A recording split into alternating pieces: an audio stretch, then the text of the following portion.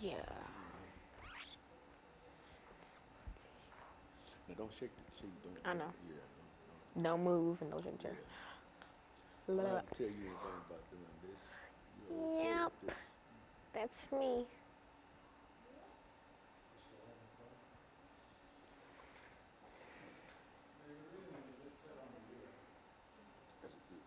My tie on straight. Yeah.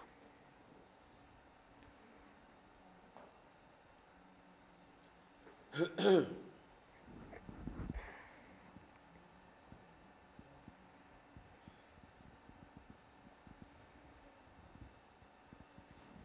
know, this is an appropriate topic today. Talk about the Russian Revolution because. Aren't we fighting with the Russians? Well, not fighting, but Donald Trump has a little bit of issues with the Yeah. Russians. Well, that's what I was saying. People would like to know more about What they dealing with. context. Yeah, the context in terms of what you're talking about. We finna be turning to the Soviet Union. There does seem to be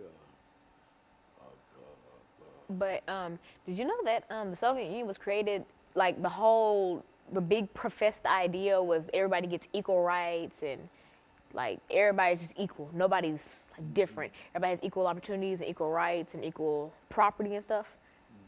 A lot like more like political figures than you'd actually think like really agree with that. And an autocracy is where just one person just rules everything. And a lot of people agree with that too. A lot of people try to instill that in their countries well, you or think whatever. Mr. Putin is that Putin or Putin. Trump? No, Mr. Putin, Putin is a Russian man. I mean, he probably is. Yeah, no, he is. You know, all Everything you said about the Russian Revolution, the autocracy and all of that, that applies directly to Mr. Putin. and Lenin. And yeah, of course.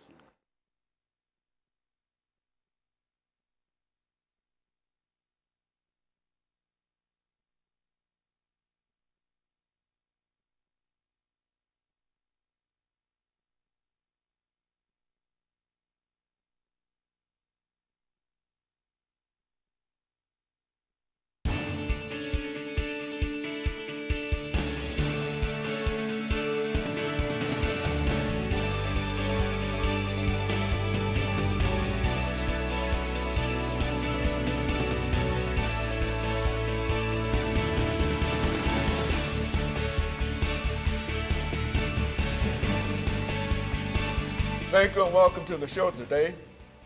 The topic today is the Russian Revolution. And we're fortunate to have with us to talk about the Russian Revolution, Alana McLaughlin. And of course, Alana, let me welcome you to the show this morning and to tell you how delighted we are to have you with us. You've not been with us on a number of occasions, but nevertheless, you are with us today. And you have selected a very, very unusual topic today, dealing with the Russian Revolution.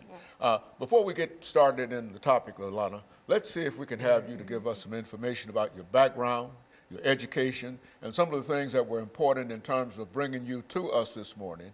And by that time, we should be out of this first 6-minute segment, and then we'll have an opportunity to dive directly into the Russian Revolution. Let's do it from that perspective. Well, as you previously stated, my name is Alana McLaughlin. I am a freshman at the Nashville School of the Arts. I play trumpet.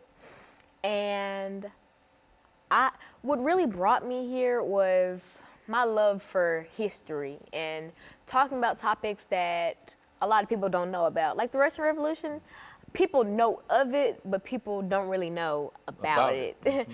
And so that's my main purpose here today, to shed light on a topic that is kind of important.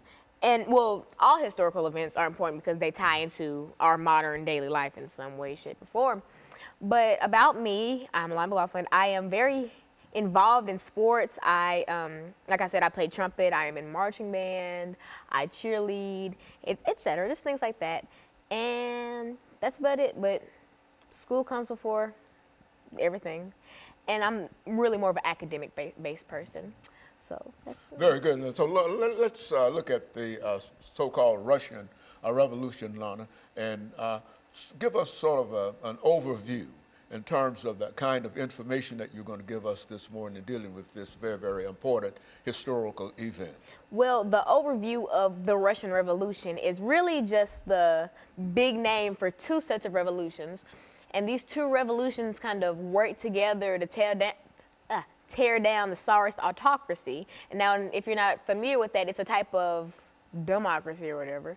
And it's a type that basically means one person rules everything. So they rule government, they rule the people, just one big leader. If you look back in history, there were lots of forms, well, attempted forms of autocracy. Say Hitler and the Jews, he tried to kind of run everything with him just being the sole leader, not really having a government, just him. Lots of dictators try to instill an autocracy, but a lot of times it doesn't work. But as I was saying, the Russian Revolution is just a big name for that. And see, once the Russian Revolution occurred in 1917, this overthrew that autocracy that I mentioned, and this was the beginning of the Soviet Union, which would come to play in 1922. Why don't you tell us something about how this overthrowing of this autocracy came about? What was an autocracy, and what was the name of the basic kind of thing that upheld the whole Russian situation up until that time? Well, what upheld the Russian people was the fact that none of them had rebelled up until this revolution, this rebellion. They all sat and kind of tolerated this autocracy, this one person trying to instill beliefs and views that the Russian people didn't necessarily agree with. But they